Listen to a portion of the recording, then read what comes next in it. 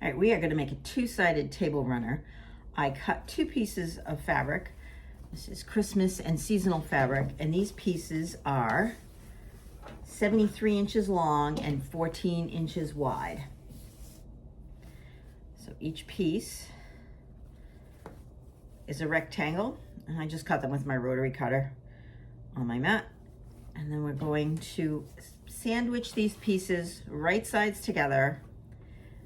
Nothing in between. I prefer to make my table runners without any batting or anything in between because you don't want it puffy. Like if you're gonna put decorations or you're going to put a plate or something from the meal on the table runner, you don't want it like tipping around. So I prefer to just make mine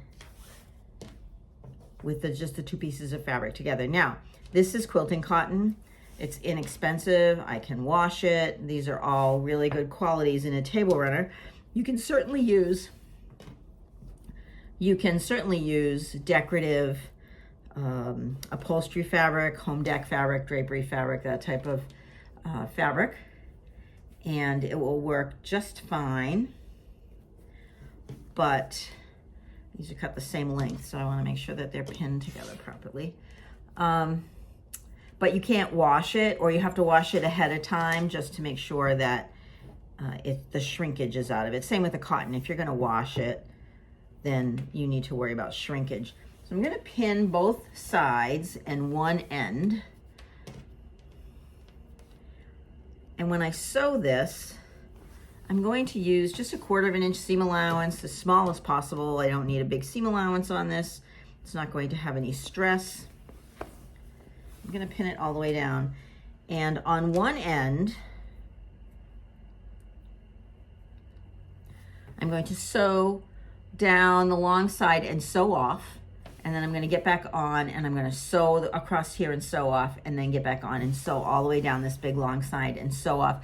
I don't want to pivot at the corners because it makes a less perfect corner. I'm going to show you how to make a really good corner. But on this last end piece, I want to leave about 6 inches open. So what I do is I put 2 pins where I'm going to start and 2 pins where I'm going to stop sewing as a visual reminder to leave this open. And you want to back tack here just a little bit because we're going to be pulling the whole tablecloth through this little opening here. So I'm going to go stitch this up and we're back. All right, I stitched all the way around my table runner, right sides together. You can see I left this opening here so I can turn it inside right. And then I pressed it. So stitching it, the important thing about stitching it is that it lays flat, right? You want to make sure that like one piece isn't bigger than the other, and you've cut them together so they should go together perfectly. Now I press this flat and I'm going to turn it inside right. But one of the things I want to show you is how to turn a corner. So you want to put one hand inside, and this is the reason we stitch off and on these machines. We turn on these corners. We turn one side down, you can finger press it, and we turn the other side on the seam allowance down. So now you have this beautiful corner on the wrong side of your piece, and you want to get your thumb inside there in your forefinger, and you want to grab that really pretty corner. So we keep that corner really pretty and then flip it to the other side. And this is what you have. You have a perfect corner, an absolute perfect corner. So we're going to do that with all 4 corners as we turn the piece right side out.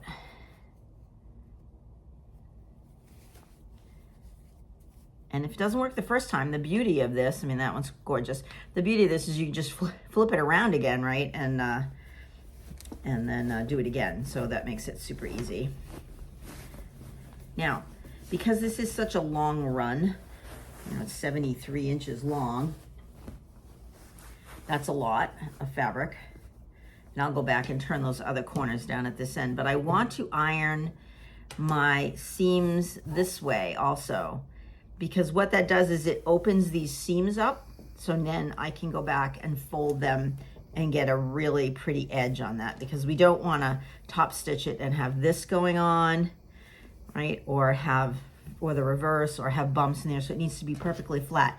And in order to do that, you really need to press this open. Press these, make sure these seams are pressed really good.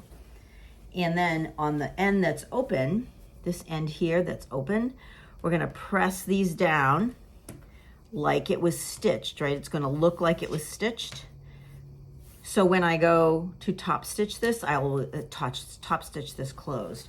So I have one done. It looks super cute, right? I mean, that is adorable. We have this one side with the reindeer, these fun kind of reindeer, and then this something is a little bit more classic. Now, I use these on my buffet. I use them on the table. They're just so much fun to have around. Now, once you press that closed, you can see this one hasn't been top stitched, but it's been pressed.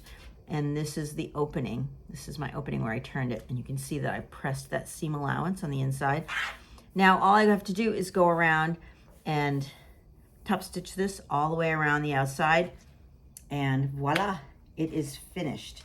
And I absolutely love it. How cute is that? Ready for Christmas, ready for gift giving.